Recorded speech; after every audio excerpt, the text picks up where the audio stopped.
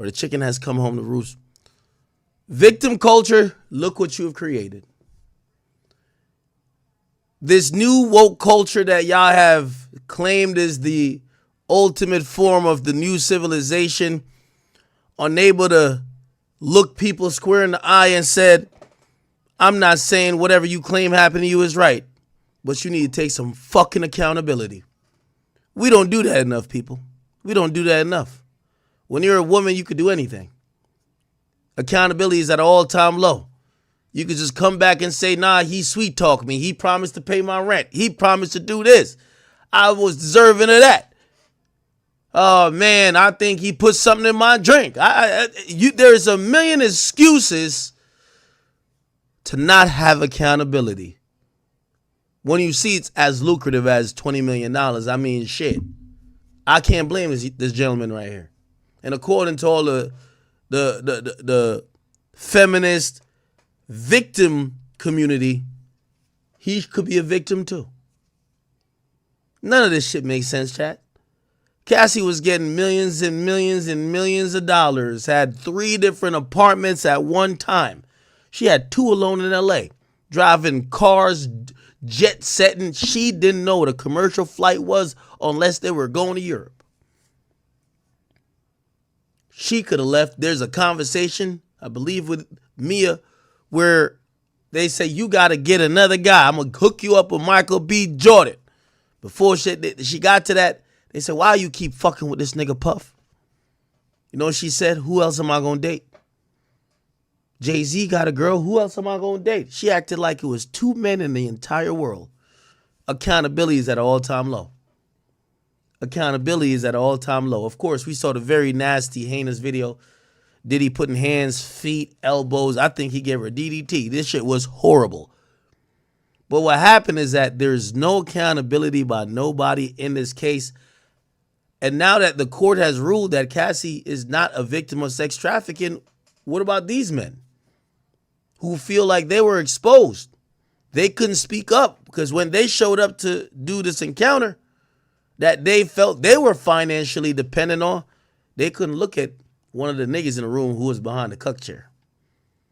At times that they were worried about their sexual health and the health of the other people they were dealing with, they were told there's no condoms being used today. They were being forced to perform. I think that sounds like forced labor. But here's the problem, and this is what I've always seen about this case. It's impossible to separate the actions of Sean Combs sexually from the actions of Jane Doe and Cassie Ventura. That's the problem.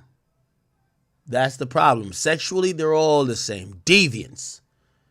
Now, if you want to get down in the weeds of why maybe Cassie would even indulge in this, maybe she just wanted to keep him close to her.